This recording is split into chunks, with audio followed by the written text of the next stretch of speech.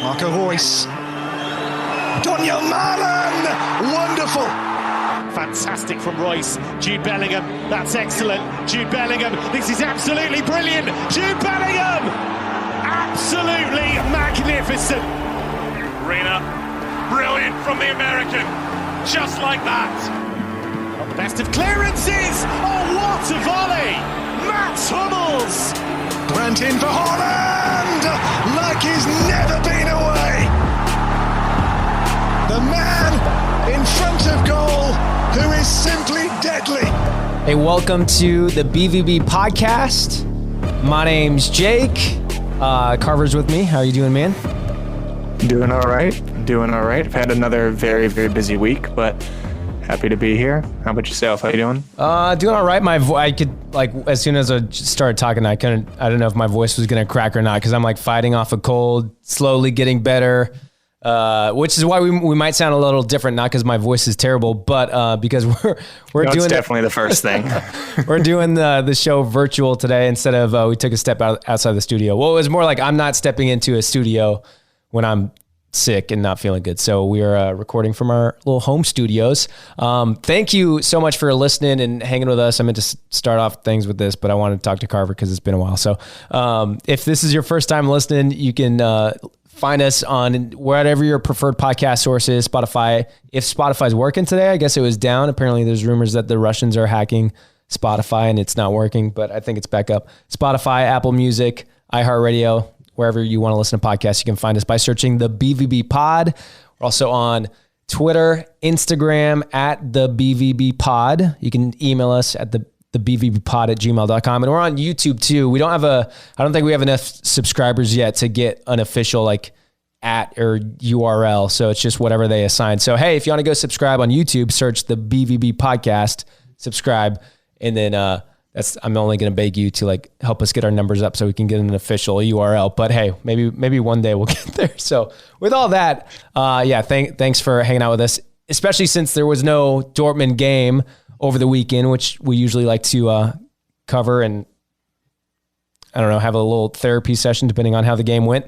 But I mean, on that note, there are some updates. We'll talk about the women. We'll talk about the U19 game and their run in the UEFA Youth League.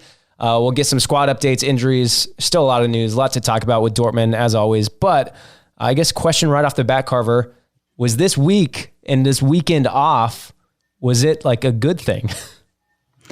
I mean, not for Mainz, but yeah, I mean, I think it's kind of needed in some areas. We've had plenty of people out due to injury, and this is a good opportunity for them to get some much needed rest.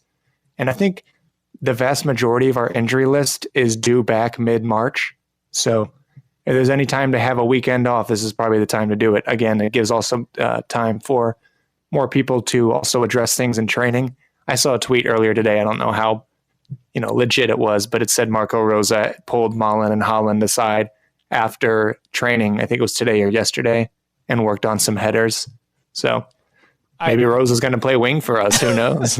I did see that tweet too, and it's Rosa is crossing for them, and they were working on headers. I was believing it up until the moment where they were working on headers. I'm like, well, Haaland's pretty good at headers. I mean, I don't know.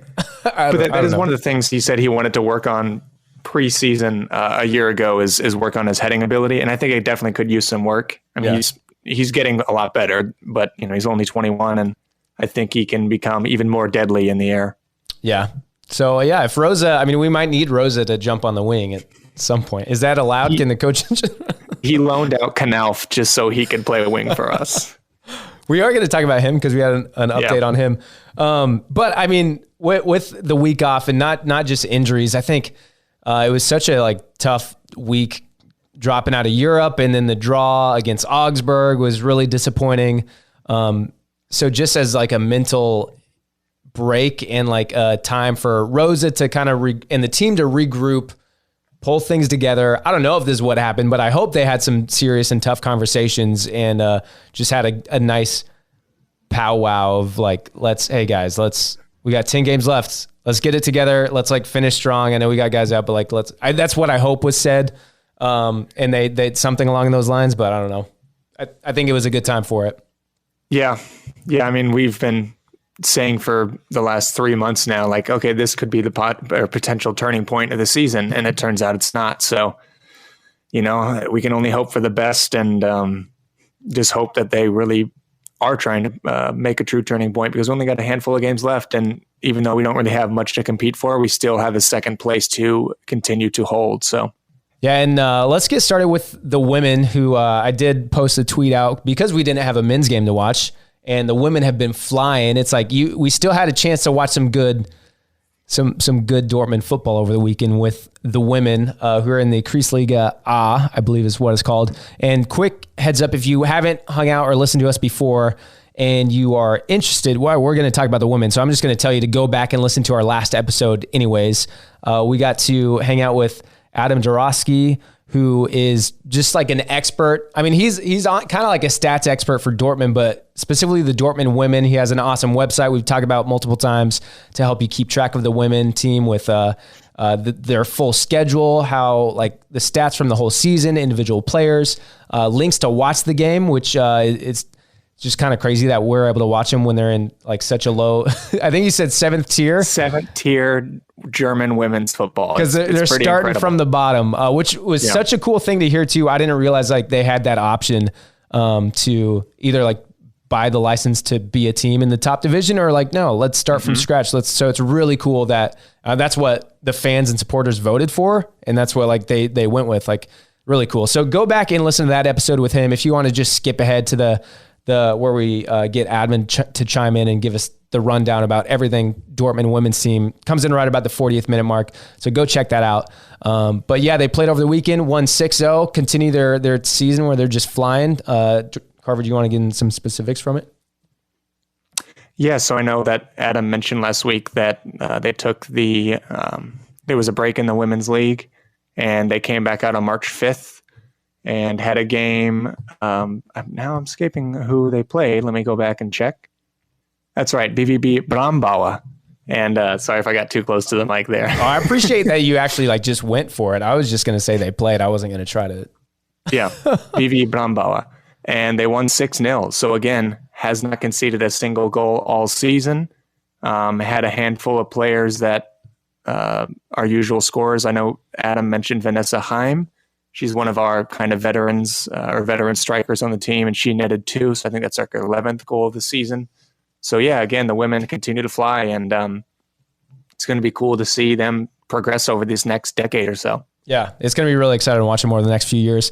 And they have been playing, Adam mentioned that they, like in the off season or like middle of the season break, they were playing some like upper division teams and still like holding their own, like doing really well. Yeah. I think they lost one. He mentioned like they lost one game, but still like playing a few divisions up and still doing really well. And of course, they're going to build out the team as they continue to go up. So it's just going to continue to grow and be really cool. And we will link everything to Adam. He's at Foosball Tweet on Twitter, but we'll put his website and his Twitter so you can follow along if you want to know more about the women. So coming off the last week, I mean, obviously we talked about the disappointment going out of Europe and losing to Augsburg and people kind of writing everything off like, oh, the season's over. But then we're like, what do we have to be excited about with Dortmund? Like, there's nothing to look forward to. The Dortmund U19 team is out here like flying and keeping us alive. And I just was going through Twitter, and like when they were playing their last game, they played Man United, who are the favorites to win the UEFA Youth League, which is hard to say. And just it's like everyone just turned into a straight up Dortmund U19 fan. It's like, who's the first team when we have the U19s to cheer for? So, and it was a super exciting game. And it seems like we have an awesome there's a lot of great up and comers in that team. Who knows who's going to make it? Who knows who's going to push through? But it looks like there's one in particular where people are really excited for him to maybe make a push for the first team next season. Yeah. So I think we are now in the quarterfinals for the youth or U19 team. I think it's like the first time ever they've made it this far. Right. Yeah. Yeah. That's incredible. And I've said before, in maybe 3 or 4 episodes back, that we have a very solid Borussia Dortmund 2 team and a Borussia Dortmund U19 team, which is hilarious that like we have, several different teams for the men. But, it gives you something to be a little bit more excited for coming into the future as we have talent coming through the ranks. And like you mentioned already, one player that's been making a lot of headlines lately, especially from the last game, was Jamie Bino Gittins. He scored the brace in this last game against United, but he's also been pretty impressive all around this whole season from the U19 team. Came from Manchester City, and already people are throwing the name Sancho around to compare him, constantly, which you obviously don't want to put that kind of pressure on him. But that seems like the way it always goes with us and our young wingers, be it Dembele, Pulisic, Sancho, and now arguably Bino Gittins. So it'll be cool to see, if it comes up to the senior squad in the coming months. I was going to mention him later with the rest of the squad update, but we've been saying this whole season that we're desperate for wingers, and here we have, a quality young talent who's a proven goal scorer and looks like he can offer a lot to our squad. Yeah, and I know that there's obviously a big leap playing U19 to U23 to the first team, because it's way different it's one thing to be the best kid out there, but that's the thing, like you're playing against kids, and it's way different when you're out there playing against men in a defensive line if you're an attacker. Like it's just completely different. But it would be nice to see, especially with all the injuries we've had all season, it'd be nice to see some of these young talent like come up. I mean, we've seen Tigas plays for the U23, so does Makoko. And I mean, you could argue, have they really like hit it in the first team? Yes and no. I mean, you could argue they've had their moments for sure. Yeah, they've had their moments, but it'd be nice to see maybe some of these other guys get a chance this season, just with how short we seem to be, like our depth. And you don't know. I guess, and they're the managers and coaches, so maybe he has trained with the first team, and maybe they don't think he's quite ready yet. But it'd just be nice to see. Oh yeah. No, absolutely. There are already a handful of players from our, or not players, excuse me, handful of staff members from the club have rated him pretty highly. Sebastian Kale had a quote the other day: "Jamie's development has been really good, and of course he plays a role in our first. He plays a role in our first team plans for next season." Excuse me. He told Kicker a few days ago. And also, Borussia Dortmund Director of Youth Performance, Lars Ricken, revealed last week a quote: "To compete in a high-profile competition, you need players of his quality. We know Marco Rosa has him on his radar, and I don't expect him to play for the U19s next year." So already we had a handful of people, again, from our club rating him pretty highly and saying he's not going to be spending too much time or too much more time in our youth team. Yeah. Again, he's going to provide a lot of help in some areas that we desperately need. The biggest one being we don't have much of width at all on our team. And the fact that, Marco Rosa, we know he doesn't fancy many wingers, and he's actually looking at this U19 player and has plans for him already next year. It goes to show you that, we're going to be bringing in some quality coming in the summer. Yeah.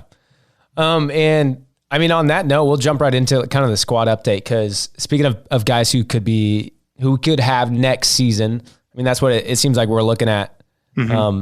Now, because it's like, where's this season going? But looking at next season, and we have, I'm going to pronounce his name terribly wrong, but Angsgar Knauf, who is out on loan. He just went on loan. Where did he go to? Leverkusen? He went to Frankfurt. It's the black and the red, and I don't know. Frankfurt. And I mean, he just had, I'll let you jump in about him because you had the stats on his most recent outings with them. Yeah, so he's been getting some pretty decent minutes with them, which is, whenever he left on loan, that was the biggest concern for a lot of our fan base, is like, is he going to get minutes? Because I think he arguably deserved even more with us.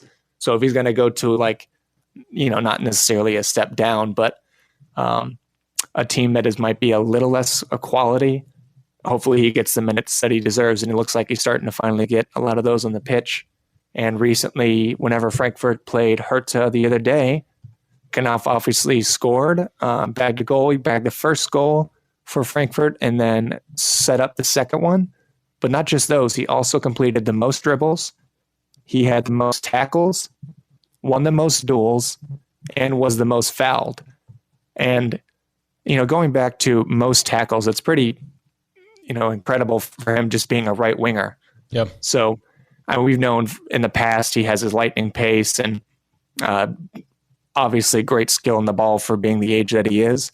But the man also has an incredible work rate, and he's always ready to lay it all on the field. And also a quality I didn't know he had is his aerial threat. I mean, my God, I don't know if you saw the goal that he had, but it was a brilliant header against Hertha. And, you know, he's a pretty small dude. So for the fact that he was able to get in Hertha's box and get that high with this header and produce that great of a goal, I'm excited to see what he can do next for Frankfurt and us. Yeah, it'd be nice to see. I mean, depending on who we bring in throughout the summer, it's like if we need him and if this is a good run for him, that's exactly what you want when you loan guys out like that. It's like you want them to go somewhere and slot straight in somewhere else and just get that experience, especially within the league, so that they're ready. They're ready to come back and kick on for us. And kind of on that note too, there's rumors about Moukoko looking to leave and whether Dortmund's trying to extend his contract, but he wants first team playing time. And that's something we talked about in the last episode a lot. It's like, does he need to be starting, especially with our injuries? And I'm kind of like, he's not ready yet, but it looks like if Dortmund are going to let him go, it might be a loan, which would think would be great. Like that, send him somewhere where he can play every game and get some time and get some real experience, because that's what he needs. It's like, I don't think he's ready to start for us and jump right in, but he definitely needs game time to really build and grow.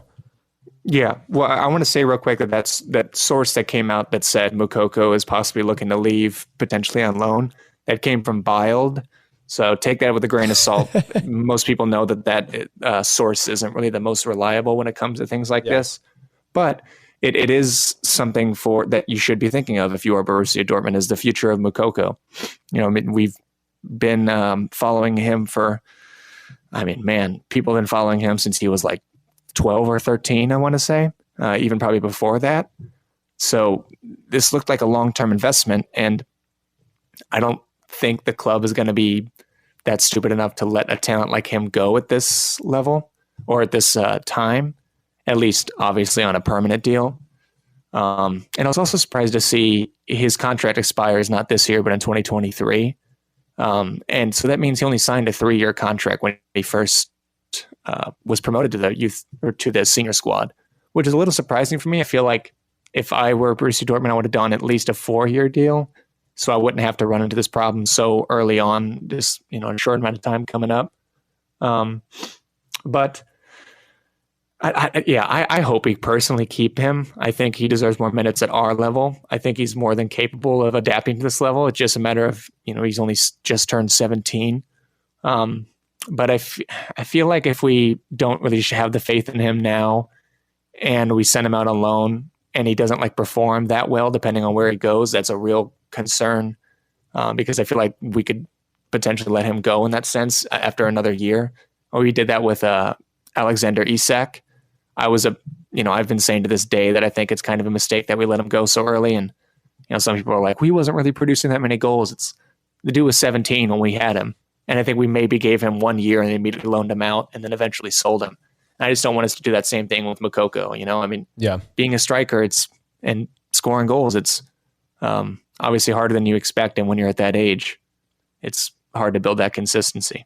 Do you know if there's any rule or the rules, I guess, for loaning people out and like their age? Like, is there an age restriction? Because I know.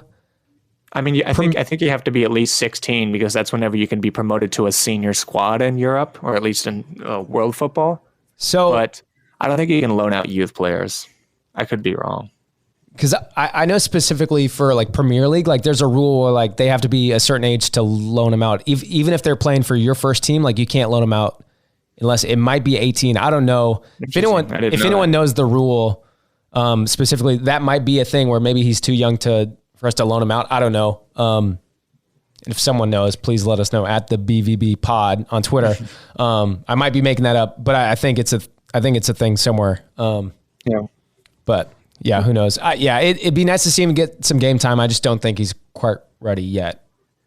But next year, maybe next year. Disagree, but I understand. Yeah, we'll see. I mean, we'll see where he ends up. He's ready for game time. I don't think he's ready to be a starter for us. Is what I'm saying.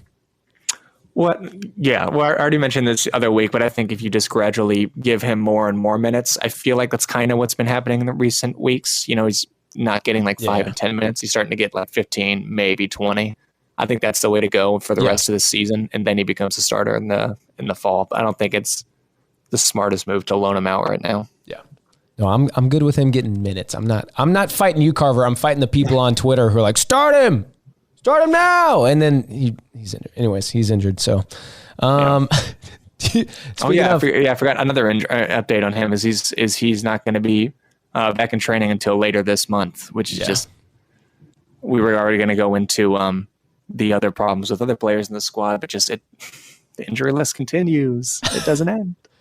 That's the best part. Do you want to jump into injuries? I mean, obviously we have the normal guys who have been out. Akanji just started training. Yeah, he's back. He's back in training. I think he'll be ready to go against Bielefeld. He looked like he was in full training today, and if he has close to half another week, we can at least see him, I would imagine, as a sub. Yeah, and then the big news we found out today: Guerrero and Hummels both tested positive for COVID. So yay, great. But so. I'm not saying this is a good thing. It's not a good thing. It's a terrible thing. But I saw reports maybe Bielefeld is had a COVID outbreak too. So there's a chance that this next game is going to get canceled. Not that I want that to happen, but on the positive spin, it's like it's more time for us to get guys healthy. I hope it doesn't happen either. But I can see your logic in it being like almost there can be definitely some big positives in that. Well, especially if you look at the back line with who we might play this weekend, because I think Akanji's still a mystery. If he just started today, I don't know. Yeah, I mean, it's a possibility that he starts. Hummels is out with Guerrero's out with COVID. So you're looking at Chan, Pongracic, Schultz. Meunier's injured, obviously. Moret's injured. Oh, man. So, Wolf. Wolf. That's a terrifying. I don't want anyone to get sick and get COVID, but if we can maybe not play this weekend, that might be good. Yeah. Oh, geez. Oh, man. Yeah. As far as other injuries, I think Royce is back, if I'm not wrong, or at the very least, he should be back in the squad for this weekend. Mm-hmm. And then, I mean, if Haaland, I know we've been hearing rumors about Haaland forever, but if he's like training and jumping and taking crosses, he might be ready to go. So maybe we'll have him. Yeah. Haaland's it's up there for him. I haven't really heard much either on Reina. I think he's going to be at least another 2 or 3 weeks, but I think when it comes to people like being ready for this weekend, I would argue, depending on how these next few days goes, we do record early in the week. I would argue we would have, at least in the squad, Haaland, Royce, Akanji. I think that was it, if I'm not wrong, that were injured and can potentially be coming back. Yeah. Do you want to jump into some Twitter questions? Sure. Some fun stuff going. Okay, so I put out not only Twitter questions, but I asked a couple of questions on Twitter. I said, what do you want to see in these last 10 games? And what player positions do you want to see signed? Which we've got into a little bit before. We'll get into that a little bit. Then I just asked for any Twitter questions. This one's from Ben Howells. He said, I'm interested to see what the play is with the signing of a new striker, whether it's Adeyemi, Werner, or we target someone else. It would be nice to see the club mean business and spend more than $30 million this summer. So I'll spin that into a question. Do you think we're going to spend more than $30 million? And on one player? I don't think he means on one player. I think just means in general. Like, how do you see this summer going? Do you see a spending? I can imagine Rosa will have a budget between there's no way they give him less than 40. Or the board spends less than 40 at least. I would argue between 40 and 65, nothing too incredibly huge, but I mean, given we haven't really had much business in the last year or so, that's major, and the overhaul that the squad needs is major. I would imagine the board being smart here and trying to invest. You already have a statement signing like Sula as well, Yeah. And we talked about it before how, last summer we didn't do anything. Like we brought Rosa in, but he kind of just inherited this team and didn't have any real say of like bringing people in or anything. Like he needs to start building his team. Yeah. Yeah. But we talked about like, how do you affect that starting, bring anyone in to really make an impact on the starting 11? And Kobel. And Kobel. Which I think that was a club signing rather than a Rosa signing. Yeah. But Kobel was huge. Yes, I love Kobel. I'm not downplaying him at all. But essentially, like, Rosa needs to build his teams, like get the player. I think that's when it comes to all the transfer stuff. We'll get into a little more, but like, I don't have a lot of specifics. I'm more like, who does Rosa want? Like, who does he want? And how does he want to build his team out? Let him do it. That's how I feel, at least. Yeah. He's got some big decisions to make, him and the board this summer. It's a tough one because the market, obviously teams cannot spend as much as they want to. And the last 2 years, they don't really have much of the finances for it. And on top of that, you look at available strikers coming up in the next 6 months, just like strikers that are at least realistic to come to Dortmund. There's really not a lot. Pure strikers at least. And this is, I would think that's something we want to target, not just another center forward, at least that isn't that proven. And you look at players like Adeyemi. I saw that rumors have stalled, and Salzburg have an asking price of 40, and I don't think we're really willing to meet that yet. And I go back and forth with Adeyemi. It is not necessarily a striker or a winger. He's just kind of both, and we already have that in Malen. And I would hate to overspend on another player like that, and that kind of also just be the same situation. And then with Werner, anyone who's watched the Premier League in the last 2 years and seen he's just not an intelligent player. He bagged close to 30 goals in the Bundesliga. I'll give him that. He was an incredible striker in Germany. But when he stepped up to that next level in the Premier League and you're playing against, teams that aren't like half of the people in the Bundesliga, you have, the Premier League, everyone knows about the quality of the teams in there. And the man just, he just cannot keep up. It looks like, at least mentally, he has these mental lapses where he's constantly offside and he's not making that many great runs. And he's not really making the best decisions either when he does eventually get the ball. So I'm not really too keen on him either. All right. I was interested in your thoughts on Werner because lately, maybe it's because I watched their FA Cup game. Granted, it was against like a championship side, and he like scored one, got an assist, and I was like, you know what, Werner, I don't hate the idea of Werner because I know he hasn't taken off at Chelsea, and I'm like, maybe it's a system thing, or maybe it's just how maybe it's a system thing, maybe it's the position he's being put in, and I'm like, he's and the competition at Chelsea as well. You look at that attacking line in Chelsea, and there's like 7 players deep of really good players. Yeah, I don't think his confidence is high, but he's Bundesliga proven. So maybe if he comes back to the Bundesliga, then maybe he'd get some confidence and he'd just, I don't know, feel more comfortable, and maybe that's his level. And I don't know, maybe I don't hate the idea, but also, I don't know how progressed that is either. I haven't seen a lot of really promising news with that. It's just kind of rumors. Yeah. Who knows? And I really don't know how he would perform with us. Honestly, I'm very indifferent about it. Okay, we're gonna get into a couple more Twitter questions, and I'm gonna throw these 2 out there. It's from John H, Big John in Buffalo. He said, "I want to see for the last 10 games, 7 wins, 1 draw, 2 losses." I would like to see 10 wins. We'll see. With all the speculation on a supposed rebuild, how much change do you expect from Kale in the first transfer window? Which we kind of talked about that. And then I was also wanting to, along those lines, transfers, because this is just all going to lead into transfers. We were already talking about them already. You got a message from @GlasgowBrusen, which is our friend Anton over in Glasgow, who did an episode previewed Rangers with us a couple weeks back. And so his message, he had some specifics too, and I think we're pretty aligned on some of these. I lost my page. Where's my page? There it is. Okay. He said, for the remaining games, I'd like to see better defensive performance as a unit. Please. Yes, please.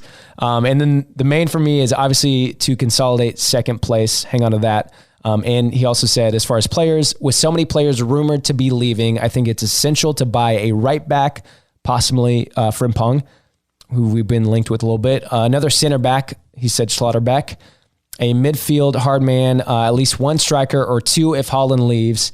And he said, oh man, I'm going to mess up this name. I practiced his name beforehand. I'm going to mess it up. So I'm just going to let you say it, Carver. Oh, it's not like I'll nail it either, but I believe it's Kalacic. Kalacic. He's the striker for Stuttgart. Okay. 6'7". Hasn't played much this season, but he bagged, I think it was like 15 or so goals last season. And he's looking like a proven goal scorer, and obviously he would be pretty similar to Holland in that sense, so he's got the physical presence, obviously. I mean, I'll take him. Taller than Weghorst.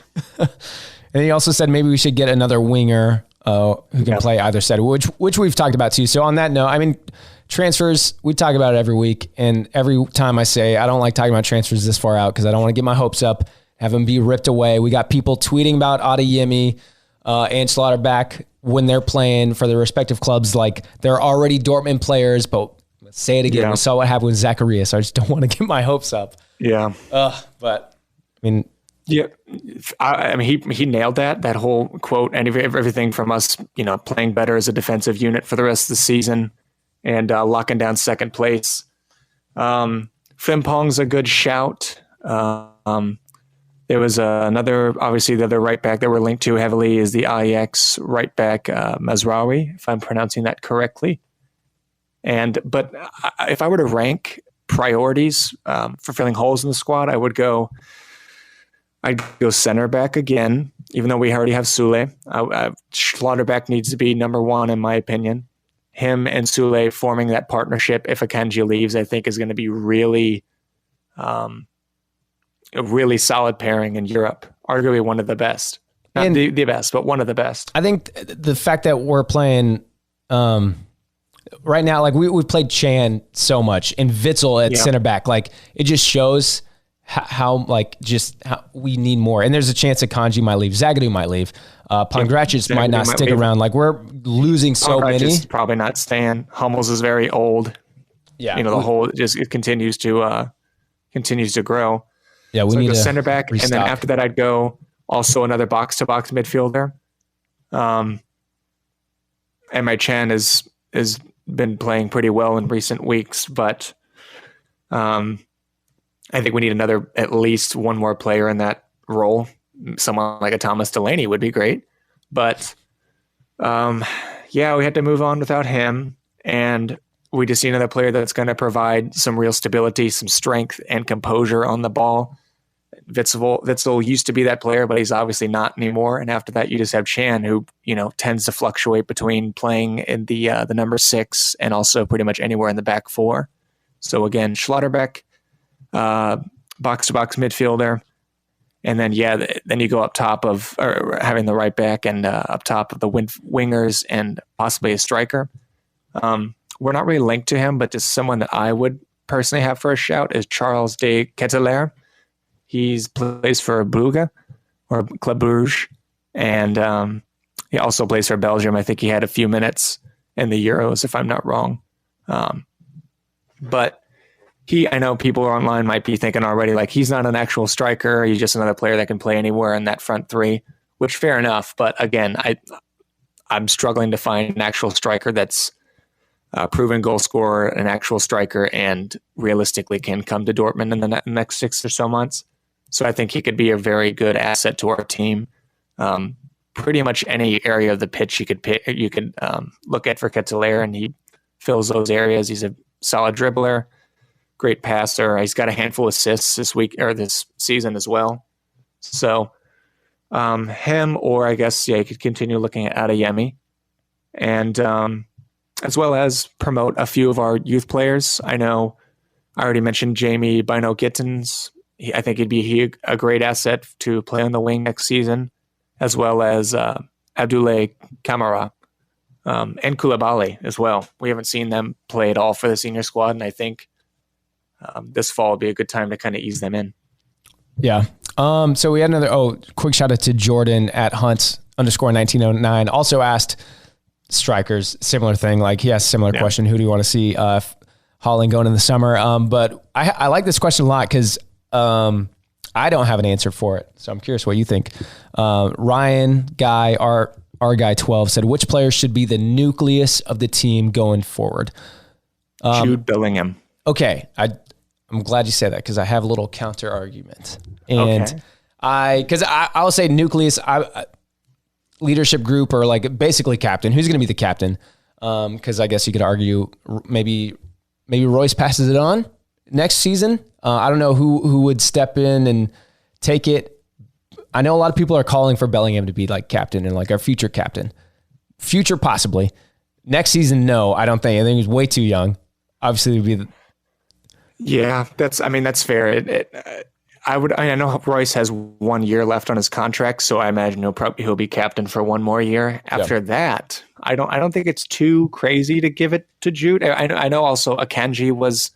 I know people said online that he was probably going to be next in line, but now, given the uncertainty of his future, probably not Akanji. I don't know. It depends if he wants to sign another deal. And then obviously people are saying Hummels, of course, but I don't know how much he's going to be playing. The man's 33 now, and he's showing, some sharp decline in some areas. So I don't know and also depending on what center back we sign, I don't know how much field or pitch time on the pitch he's going to get. Yeah. What is Bellingham's, when does his contract run through? Do you know? He's 2026. Okay. Wow. Or okay, so he's got some time. 2025 maybe. I don't want to be a pessimist, but I just don't know how long he's going to be around. He'll be at least another 2 years. He's not leaving this summer, and he's not leaving probably next summer either. I'm just worried, and I see because he's so young and he's just proven like how good he can be, and even in like big games like Champions League and everything. Like I just see people coming in for him. Do you know does he have a release clause? Do you know what his release clause is? So I just looked up. It is 2025 is whenever his contract ends. There is no release clause. So, and I guarantee we're not going to let him go for at least under 100. So, yeah, I'm just concerned that people are going to come for him pretty soon and that he might not be around much longer. And then on the captaincy thing, there's one. I know we talked about him yelling at Schultz before, and people got some mixed feelings about it. Obviously he's just so young. And I'm like, that's not, you don't want to see your captain doing something like that. And I get it. And part of me is like, yell at all of them. Cause if you're the only one who's caring and showing passion and trying, but we talked about it. I don't think that was the correct response. And especially from like a captain's perspective, I don't know. So I just don't know. Captain, I feel like should be a little older. Then even if it was him next year, I don't think it's going to be him next year, but yeah. I agree. It'll be interesting to see who the band gets passed down to. I do have a prediction. This is just my general thoughts. So I think if there's a club in Europe that is just drooling for a player like Jude Bellingham, it's Manchester United. And that is also a club that has infinite funds, it seems like, and also a club that seems to overspend in pretty much every signing that they make. So I can imagine Bellingham staying till like 2024 and then United buying him for like, if his stock continues to rise at the level that it's rising right now, it's got to be at least like 120 million at least. I think it's pretty, there's no way it goes under that. So yeah, I think it's the thing about him and just like the position he plays, like that box to box. I could be wrong, but it seems rare to me to find like someone so young who plays that position so well. It seems like maybe you'll see the like younger talents like as attackers or wingers or forwards or something like that. But because it's such a physically demanding position, and it's like the fact that he's been doing it well so young is like incredible. Yeah, and again, that's something that United desperately need. They've had the partnership of Fred and McTominay, almost the new Chuckle Brothers for them, for I don't know, years now. I mean, since Mourinho, if I'm not wrong. So and they don't. And there's no one, in my opinion, that is going to even reach that level that Jude will reach. So that's someone I can imagine going for Jude in the next few years. But I would imagine he stays at least another season and a half, 2 maybe. Yeah. Well, yeah. If we can keep him as long as possible, that'd be great. I'd love to see him sign a whole nother one even after a few years. That could be a player I can imagine us building around for the next 5 or 6 years. Personally, I think we need to see some growth. Like we need to see a direction. I don't think this season has not been. I don't think this season's been good for him as far as like him being satisfied and happy at Dortmund almost. And you see it in that lashing out at Schultz and like just his frustrations we talked about before. It's like you can't blame him like when things are just like falling apart and it's like what's this team even doing? So yeah, we really need to. You just got to get it. Like we got to get together. I mean, just to be a successful confidence. Yeah. You know? And Holland doesn't have that confidence, and we could go on about him, but Jude looks like he still wants to be here and improve everyone. And you got to give him that same backing as a club. You got to show him that this is a team that's going to build around you, and we're going to promise you that we can compete and continue to make statements. Yeah.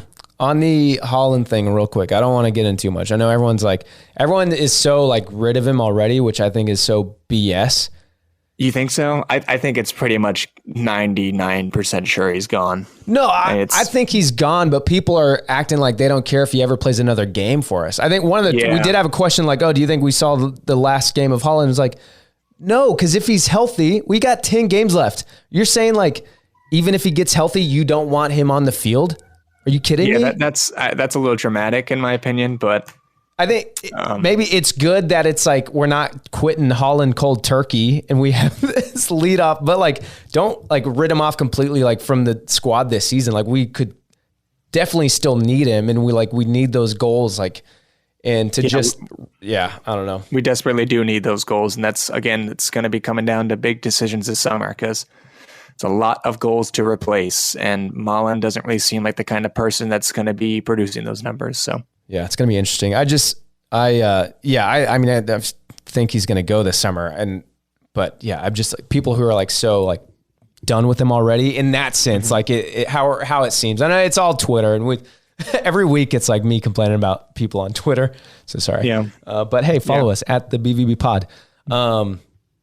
Yeah, and that's the thing though. Like this season, maybe if this season went differently, maybe if it's all in hindsight or what, I don't know what the term is. You know what I'm talking about. But it's like maybe we would have had him for another year if we weren't ridden with injuries this entire season and actually played just half decent. I feel like honestly it could have been a different story with Haaland. I really think he was very much on the fence even going into 2022, but as the injuries just did not get much better, and we kind of just looked like a team that was just giving up in a lot of areas. I don't think that really looked too convincing for him to stay.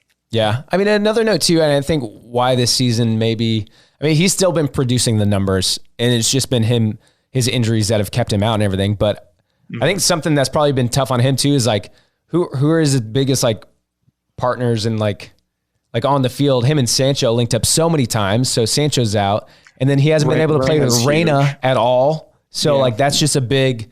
I think it all like created this perfect storm. And I agree. I think if Reina would have had a little bit more field time too. I know Haaland had a big relationship with him on and off the field. So yeah, that probably also helped kind of seal the fate for him. Yeah. Do you want to do quick predictions for Bielefeld before we go? That's what I was just pulling up to see, make sure the times were correct and everything. So, we got Bielefeld this Sunday. It is potentially. Potentially, yeah. Who knows? I've only seen like one tweet that said they had an outbreak. There wasn't even a link or anything of COVID, so I don't know any more about that. And there's a chance that by the time this episode is out, because we're recording this Tuesday evening, there's a chance Wednesday when it's out that we'll know more. Maybe we'll know that's off. I don't know. And if it does get canceled, it's not the worst thing for our injury list. But yeah, taking on Bielefeld Sunday, and it's a home game, which is good. I feel like we've been playing decent on the road. Yeah. I think, did you say it was a road game or no, it's a home game, but I said I feel like we've been playing decent on the road. Yeah, and if I'm not wrong, I know the last like 4 or 5 matches of the season will be played under a full stadium too. So I wonder what the attendance is going to look like going into this one. Yeah, so Bielefeld sit in 15th this season. Have only won 2 games this year so far, and I know a handful of their attacking threats are injured, like Patrick Wimmer, young winger, is arguably one of their biggest threats. He's out till May. Another attacker of theirs, Okagawa, is also injured till May, and he's bagged a handful of goals for them this season. So it looks like a lot of their attacking threat is going to be missing this game, which, again, I don't prey on any injuries, but that at least is going to help us for sure, considering the state of our defense. And there's what strikers they have left don't really produce much numbers. So I think this, and also with us having the 2 weeks off, I think this should be a win. I'm going to go 3-0, and especially since we're at home, I think Holland comes off the bench and nets one. It's going to be 2-0, and then Holland nets off to get a third, and clean sheet. I like it. I'm going to go with 2-0. Part of me, there's just so much mystery in like who we actually have now. So I'm just like, I don't know. Yeah, I don't know. It all seems like a mystery. So I'm a little, my usual is like, give us 3 goals, but I think we'll 2-0, but I am confident that this break and this time off is good for the team overall to kind of regroup and refocus and move on. Cause even with injuries, like we should have the talent to beat Bielefeld and a lot of other people. So yeah, 2-0. Again, they play this Sunday. Women are playing Saturday, I think. I didn't look at the exact game when the women are playing. They are playing Sunday, and it's I think it's at 3:00, if I'm not wrong. Okay, 3:00 German time, I think. Yeah. So I have not done the conversion right now, but wait, we'll post the upcoming matches, and then this next Wednesday, I guess we'll record an episode between now and then. But next Wednesday is our makeup game against Mainz, so just be aware that is on the way. That's also when the U19 play their next game against Atletico Madrid. But hey, we'll link all the next and upcoming matches in the description. We're also going to link, if you want to find out more about the Dortmund women's team, we'll have a link for that if you follow Adam. And make sure you follow us on Twitter and Instagram at thebvbpod. You can reach out on email if you want to, thebvbpod@gmail.com. We're on YouTube. And of course, you can subscribe. And I'm going to throw this out there. If you want to do us a favor and just give us a little rate and review on Spotify, Apple Podcasts, that would be great. Because then it looks good and it makes us feel good. And no, it genuinely helps the podcast grow and get the name out there and more people. And if you have spent this whole time hanging out with us and talking, even when there was not a game to talk about, we really appreciate it. And we know that other Dortmund supporters might appreciate it too. So appreciate it. And I said appreciate like 10 times. We really appreciate it. Well, we do appreciate it. We want you to give us 2 thumbs sideways. Give us a solid 3 out of 5 stars. No, give us a 5-star. I don't want to look average. Yeah. Well, that's what Dortmund are at this moment, so we have to really stick to our culture. You're and our ranking roots. us, not the team. We're Being not average. We're not an official affiliate, so yeah. We're just 2 guys who like hanging out and talking about Dortmund. So that's the point of this podcast. So if you got friends who also like hanging out and talking about Dortmund, tell them about us, and we really appreciate it. My name's Jake. I'm getting out of here. Carver. My name's Carver. See you later. Bye.